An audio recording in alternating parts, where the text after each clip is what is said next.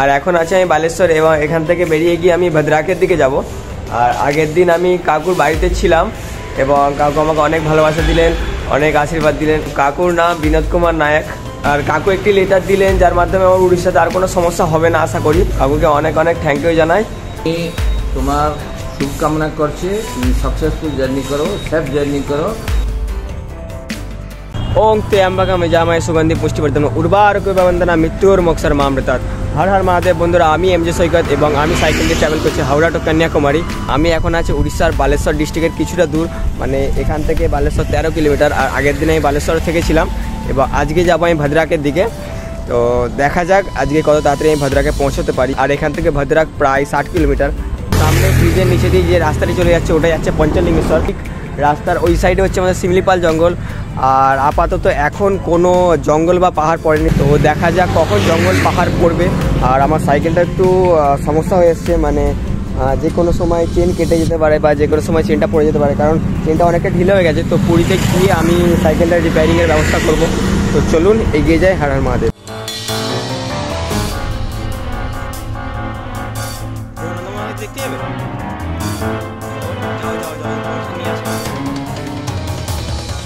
আপাতত আমার এখন সর্দি আর কাশিটা নিয়ে একটু সমস্যা হচ্ছে। আর আপনাদের মধ্যে কেউ যদি ডাক্তার থাকেন তাহলে একটি ভালো ওষুধ সাজেস্ট করতে পারেন যাতে আমি একটু তাড়াতাড়ি সুস্থ হয়ে উঠি। সাইডটা আর 14 কিলোমিটার পরে সমুদ্র পড়ে যাচ্ছে এবং তার অপোজিট দিকে মানে এই দিকটা পড়ে যাচ্ছে আমাদের শিমলিপাল জঙ্গল। আমি এখন শিমলিপাল জঙ্গলের একদম সাইডে আছি এবং কুয়াশাটা মোটামুটি আছে, নাহলে সামনে একটি বড় পাহাড় আছে, সেটা আপনাদের দেখাতাম। তো দেখা যাক পাহাড়টা কতটা কি দেখতে পাই। আর পাহাড়টি হচ্ছে শিমলিপাল জঙ্গলের একদম সাইডে। তো আমরা পাহাড়ের প্রায় কিছুটা সাইড দিয়ে যাবো। চলুন এগিয়ে যাই।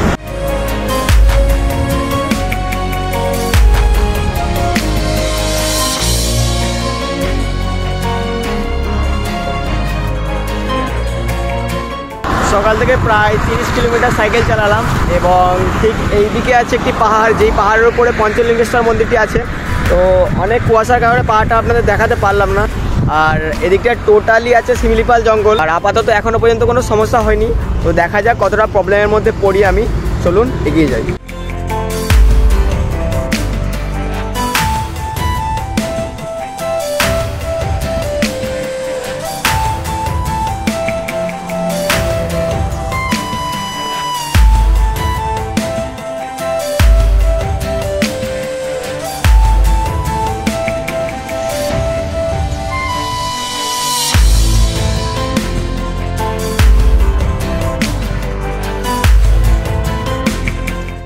এখনও পর্যন্ত দুটো প্রবলেম নিয়ে আমি পড়ে আছি, যেটি হচ্ছে সাইকেলের চেনটা একটু ঢিলে হয়ে গেছে আর আমার সর্দি আর কাশিটা অনেকটা বেশি হচ্ছে, যার কারণে আমি অনেক সমস্যার মধ্যে আছি। তো দেখা যাক কত তাড়াতাড়ি সুস্থ হই। চলুন এগিয়ে যাই।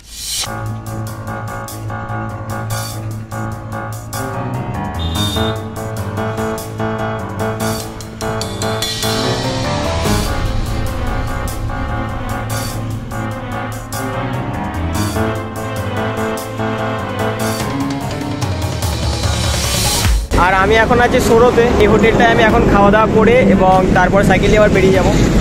তো এখানেও ভেজ আছে, নন ভেজ নেই, তো কোনো সমস্যা হবে না। তো চলুন খাওয়া দাওয়া করে আবার বেরিয়ে যাবো।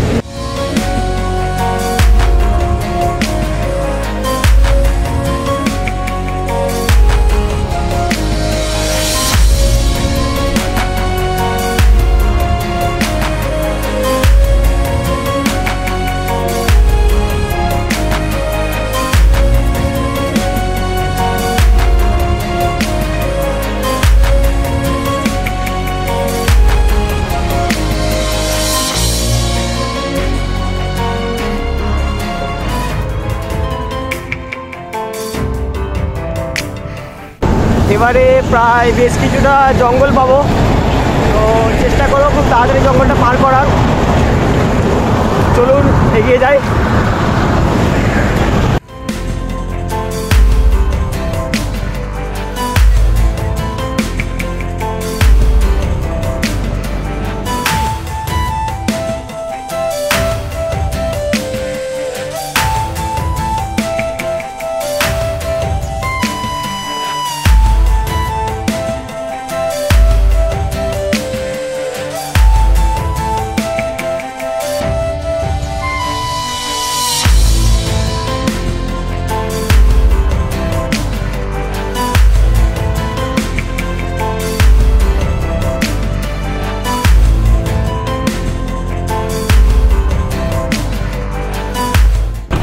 এখন দুপুর 2টো বাজে এবং দুপুরের খাওয়া দাওয়া এখনও কমপ্লিট করা হয়নি। আর চলুন তাহলে দুপুরের খাওয়া দাওয়াটা কমপ্লিট করি একটা হোটেল খুঁজে।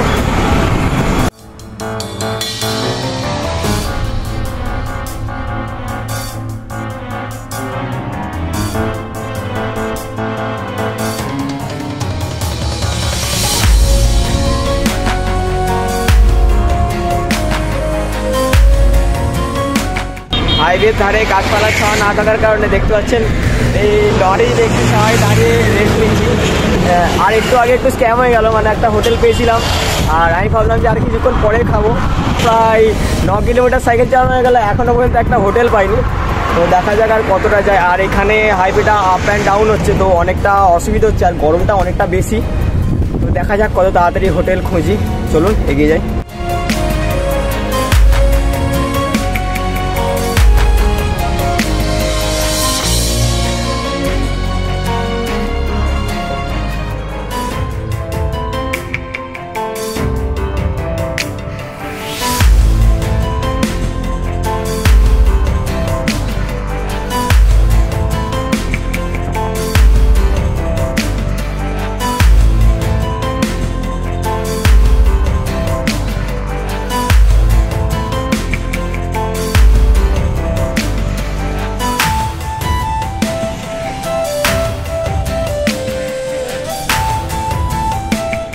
আর হোটেল খুঁজতে খুঁজতে আমি আপাতত ভাজরাকে পৌঁছে গেছি, কিন্তু এখনও পর্যন্ত একটা খাবার হোটেল পাইনি।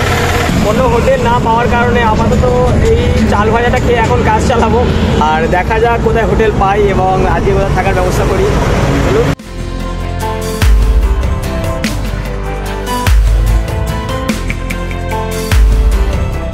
আর কোনো হোটেল না পাওয়ার কারণে এখানে লোকাল মানুষদের থেকে শুনলাম যে এখানে একটি মন্দিরে খাওয়া দাওয়ার ব্যবস্থা আছে। তো আর এখন আমি এই মন্দিরে খাওয়া দাওয়াটা করে নেবো এবং চেষ্টা করবো আজকে রাতে এই মন্দিরে থাকার জন্য। তো দেখা যাক এখানে থাকতে পারি কি না।